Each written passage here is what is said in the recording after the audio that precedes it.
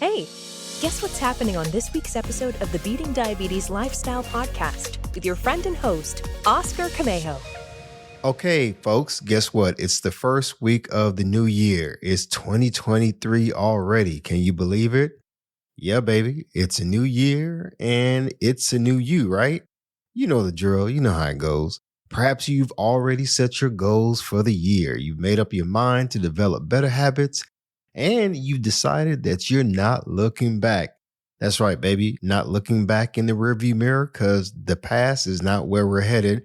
We're headed to the future, right? You know, it's full steam ahead. I know the feeling. I know what it's like. It's all guns blazing and we're moving forward. So let's go. I'm here to encourage you. You got this. You've probably been bombarded with a whole bunch of motivational social media posts and emails encouraging you to set goals and pursue them with the passion. You know, my goal is never to swamp you with a whole bunch of catchy things. My goal is to help you to turn your life around. So in this episode, I'm going to keep it brief and share with you my thoughts on how you can make the most of this first week of the new year. You know, why is this week so important? Why is the first week of any goal setting very important?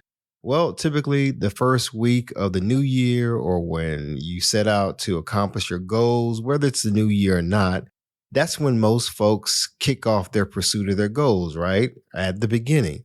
You know, it's a new year, so there's New Year's resolutions and there's a whole bunch of plans for the upcoming year. Unfortunately, the first week and sometimes even the first month is also the period when most people start falling off little by little. They start losing sight of their goals and they return to old habits. I don't know about you, but I'm tired of failing when it comes to pursuing my goals. None of us want to fail. None of us sets a goal only for it to just be tossed to the side.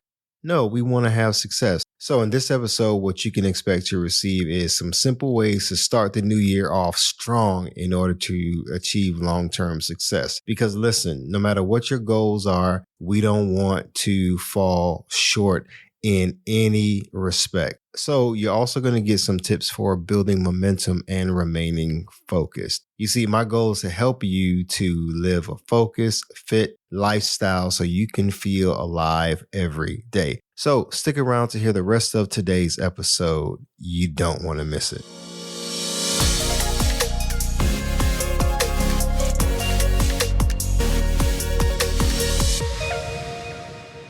Welcome to the Beating Diabetes Lifestyle Podcast with me, your host, Oscar Camejo, where my goal is to help diabetics make lifestyle changes to reverse type 2 diabetes. Now, you may say, hey, Oscar, I'm not diabetic. You know, it's cool. There's still some things that I share that can help you live an all-around healthy lifestyle, whether you're diabetic or not. All right, so let's dive into this week's episode, making the most of the first week of the new year. But before we get into today's episode, I want to share this comment that came in from a TikTok follower of mine. It really touched my heart. It came from Leslie. This was some time ago, and I just felt inspired to share this with you because this may be your situation. She writes, I'm 262 pounds, and today I found out that I may have diabetes. I'm so scared. You know, that really just touched my heart because the whole purpose for me starting this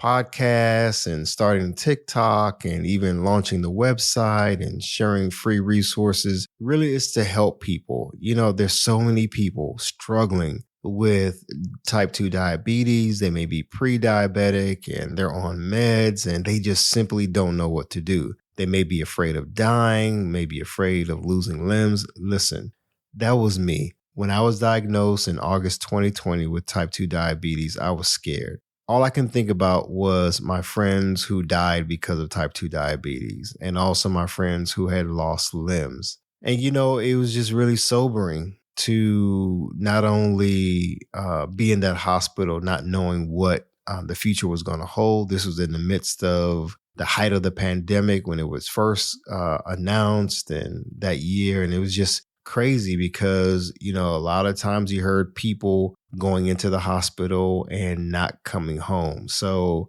it was just scary. So I can totally relate to Leslie and her story. She says that she was 262 pounds. I was 268 pounds. And I was overweight. I was sluggish, and I didn't know what to expect. But Leslie, if you're listening, I want to encourage you that diabetes is not the end. And to my other listeners who are listening and those who are following on social media, I want you to know that diabetes does not have to be the end, my friend. Today is the first day that marks the rest of your life. What are you going to do with it? I encourage you to not give up, not cave in, and not quit. All right, so let's get into this week's episode. When I was preparing for this episode, I was thinking, hey, why not share a really short and simple recipe for achieving success, regardless if it's related to your health and wellness, maybe even your financial goals and plans and so forth. I'm focused, of course, on health and nutrition. So, of course, that's the lane that I'm going to stick to. So here it goes. So this recipe, if you will, helps me to stay focused and encouraged to continue pursuing my goals, my personal goals and my professional goals beyond the excitement of the new year. And like I said, my lane is nutrition and fitness and overall wellness. So my goal is to stay focused in that area and to help you to achieve your health-related goals and plans. So here are 5 things to consider when it comes to your goals and achieving those goals. I'm going to give them in order and then I'll break them down. Number 1, make sure your goals and plans are seeable. Number 2, make sure they're manageable.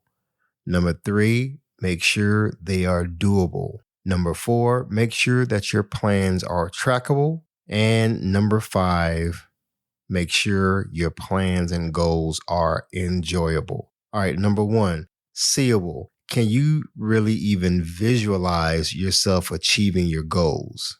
It's so important to be able to see yourself as a winner, to see yourself accomplishing your goals for eating healthy, for being physically fit, for even reversing type 2 diabetes if that's your issue.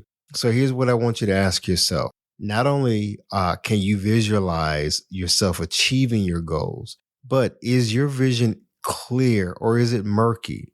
Are you still apprehensive? Are you fearful? You see, fear and apprehension and doubts are enemies of you achieving your plan. So keep this in mind. If you can see it, you can achieve it. If you can see yourself achieving your goals, you will achieve your goals. You'll be motivated to continue. No matter what's going on, you'll be motivated to continue pursuing your goals. So again, number 1, make sure your goals are seeable. Have a clear vision. Number 2, manageable. KISS. You may have heard that acronym. It stands for Keep It Simple, Stupid. You see, simplicity wins the day. Complications and being complicated spoils the day. So let me say that again. Simplicity wins the day. Complicated spoils the day. It's important to make sure your goals aren't so lofty and complex that it makes executing them near impossible. I can't tell you the number of times I see these fitness programs and health routines and so forth that are just so complicated when people try to explain it. And no wonder why people are left confused and their heads are spinning. So keep it manageable. Don't take on more than you can handle. Don't say, okay, I'm going to go to the gym 5 days a week. If that's not realistic, your schedule may not be conducive to allow you to go to the gym for 5 days. So cut it down to something more manageable, like 3 days a week. Do something that's manageable, something that you can accomplish. You see, having these lofty goals, these things that are so far out of reach will only lead you to failure and not success when it comes to your workout and eating regimen. So let's move on. Number 3, Similar to making sure your goals are manageable, it makes sense that you can actually make them into a reality. You see, there's nothing worse than setting out to accomplish something that isn't doable. That's setting yourself up for failure, folks, like I said. Also, don't try to force yourself into changing your lifestyle overnight. That's just, it doesn't make sense. Things that are worth pursuing are worth taking your time. So start taking small steps one day at a time. Don't try to make leaps and bounds because you're comparing yourself to what someone else is doing and their success. No, you focus on yourself, do things and pursue things that are doable for you. So start building good habits by making small changes and do it consistently over time. The other day, I put out a post where I talked about results over time. Results will come in due time. So don't rush. Focus on doing things that are doable. You may not be able to lose 50 pounds in 2 weeks, folks. That may not be realistic, especially not doing it healthy. Like, some people may try to starve themselves, and that's no bueno. That's not healthy. Okay. But you can drop that weight 1 pound at a time over time, but it's going to require you changing the way you eat and how you exercise starting today. So focus on achieving goals that are doable, not comparable to someone else. So do what works for you, not what works for someone else. Okay. Number 4, trackable. The other day I went, and I do this on a regular basis, like maybe once or once a month or once every other month. I get my body measurements done. I recommend that you go on a regular basis, whether it's once a month or once every other month, so you can see what your progress is. So get your body measurements done. Now, what do I mean by that? So at your local gym, you can also do this at home, but I recommend you go to an actual gym. They have this machine where it can let you know exactly what your weight is, your body fat percentage, your body mass index, your hydration level, your lean mass, and etc. That's very important because in order to know if you're making progress, you should be able to see where you are now, because you may have a goal of being at a certain place, but you have to know where you are now. You have to start someplace. So keeping track of your progress is one of the best ways to not only stay on top of your achievements, but it can also help keep you motivated. I know for me, every time I look down at my app, I use a lot of apps to track my progress. That's like my digital journal. And I can't tell you, when I see my progress from whether it's losing weight or building lean muscle mass and so forth, it keeps me motivated. It keeps me going. So there's something worthwhile about seeing evidence of your success. I shared this before in the podcast that I can go back and see the first workout I did back when I was first starting my health journey. My first day in the gym was June 8th, 2021. That's when I was serious about changing my life and turning things around. I can show you the exact a workout I did. I can tell you what I weighed on that particular day. And there's so many other stats that I have that I look back and I see my progress. I'm like, man, Oscar, you've come a long way. Matter of fact, sometimes when I go to the gym and I check in, my picture pops up on the computer and people get blown away. They're like, wow, you look like a different person. So I'm grateful for that.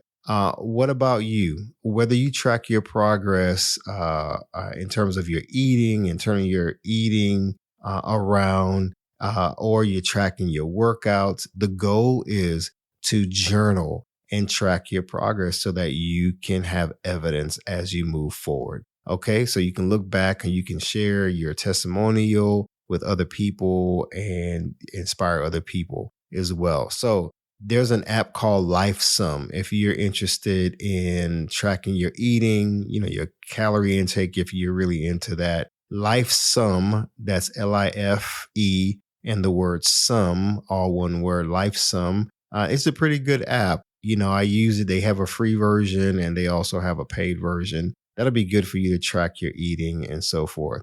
Now, when it comes to fitness, there's all kinds of apps out there. I know I use the Nike Training Club app. I've been using that since day one and I love it. It helps me to keep track of my workouts, my calorie burn, and so forth. So it's awesome for me. You may be on a different platform and you have another app that you recommend. The bottom line is do what works for you so you can start keeping track of your progress. I like apps. You may like the good old fashioned pen and paper. Go for it. I see people coming into the gym with pen and a notepad, and they're just keeping a track of everything that they're doing. So do what works for you. Okay, finally, let's go to the last one, number 5, and that is to make sure your goals are enjoyable.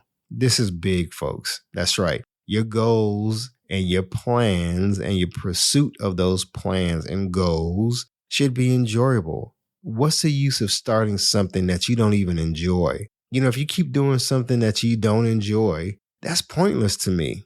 Because eventually you're going to be frustrated and you're going to get bored. And guess what? You're just going to quit. I get bored easily if it's something that I don't enjoy. So when it comes to eating healthier, for example, it's okay to build your diet lifestyle around foods that you love. No one says that, being healthy means eating stuff that you don't like. Some people are so confused and so against eating healthy because they think that, oh man, I got to eat, these vegetables that I don't like. No, I know for me, the more I start learning about the value of fruits and vegetables, I started seeking out fruits and vegetables that I like. And I eat a whole bunch of it now. I eat probably more fruits and vegetables than I eat other stuff. So it's just you have to find what works for you, folks. I keep saying that because I don't believe that reversing type 2 diabetes and losing weight and getting off meds has to be so complicated. It doesn't have to be. The goal is to choose healthier options. For example, choosing grilled chicken versus fried chicken, getting rid of fried foods and choosing grilled options. You're still eating the chicken, let's say, as an animal protein, but you don't want to choose or continue to eat the fried version because the saturated fats are just not good for you. They're not good for your heart health and so forth. So choosing grilled options are much, much better. You see what I'm saying? So here's another example. Maybe you're used to buying store-bought orange juice. I used to drink like 5 glasses at a time of OJ without fail, whether it was for breakfast, lunch, or dinner. I just used to love orange juice. But the store-bought orange juices are made from concentrate. They lack fiber and they're pumped full of so much sugar and artificial sweeteners. And that contributes to weight gain and makes it hard for weight loss. Not only that, it impacts your blood sugar levels and your insulin levels and causing sugar spikes and so forth. So instead of buying store-bought OJ, why not consider making freshly squeezed orange juice at home? It's so simple. I know it takes time to do it, but the health benefits are worth it. I also encourage people, hey, if you're trying to cut back on drinking a lot of sugary drinks, eat whole fruits. For example, I mentioned about store-bought orange juice. Why not go ahead and actually eat oranges, whole oranges? Of course, the organic kind would be best, but you get all the benefits and all the nutrients that are already packed in that orange. Plus you get the fiber, the dietary fiber that's so good for helping you with digestion issues. Oranges are good and packed with vitamin A and other nutrients that's going to help not only with the immune system, with your skin, with your vision and so forth. So just keep that in mind. Okay. I'm pretty sure you get the picture. The same is true when it comes to setting a goal to work out regularly. I want to encourage you to choose a workout program that you can enjoy and be challenged by at the same time. Yeah, you may despise running outdoors. You may not like hitting the pavement and running. Your feet start hurting. But on the other hand, you may love other aerobic exercises like jump ropes, squats, dancing, and some other stuff. You know what I mean? I like plyometric type exercises where I'm doing box jumps and fast pace, explosive movements and so forth. So that's me. The goal is to do exercises that you can enjoy. If you like cardio, but you don't like running on the treadmill, there's a whole bunch of other things that you can do. So don't worry about doing things that somebody else is doing that, seem cool, but you may not like because you're like, I don't like to do burpees, I don't like to do the battle ropes. There's a whole bunch of other things that you can do that could help you to enjoy your workouts because, the goal, folks, listen, is to do what's fun, do what's exciting, and do what's challenging, whether it's in the gym or at home or whether you're in the kitchen while preparing healthy foods. Do what's enjoyable. Don't do stuff that you hate. Don't do stuff that somebody else likes but you despise. Because at the end of the day, if you keep doing stuff that you don't enjoy, like I said before, it's going to make it easier for you to give up, cave in, and quit. So that's it for this week's episode, folks. So I have a book and resource that I've been recommending for a while now. It's a book called Atomic Habits, an easy and proven way to build good habits and break bad ones. The author's name is James Clear. I've been talking about this book for a while. I think it's a very simple and practical way for you to establish some really good habits by making tiny changes in your life that leads to big wins. And of course, if you go to my website, www.beatingdiabetieslifestyle.com, I have a free resource for you to help you when you're shopping for fruits and vegetables. The guide is a great resource to help you to choose foods by the rainbow, if you will. So folks, go ahead and get that free resource. It's yours, free to download. And as always, no matter what, I want you to stay focused, keep moving, never go back, leap forward, bounce back because you can, my friend. And above all else, trust God. You got this. I believe in you. Be sure to visit the website at www.beatingdiabetieslifestyle.com for access to free resources and other information that will help you along your journey. If you would like to submit a question or a comment about the show or to learn more about the Beating Diabetes Lifestyle, you can always email me at hello@beatingdiabetieslifestyle.com. And if you haven't already, be sure to subscribe to this podcast. Hi, everyone. Thank you for tuning in to the Beating Diabetes Lifestyle Podcast with Oscar Camejo. We hope you enjoyed this episode. As a reminder, this podcast is intended for motivational and educational purposes only. It is not a substitute for professional care by a physician or other healthcare professional or qualified fitness instructor. This podcast is provided on the understanding that it does not constitute medical or professional advice or services. If you're looking for help on your journey, seek a qualified medical practitioner. It's important that you utilize someone who is a trained, licensed healthcare professional who can help you on your journey toward good health.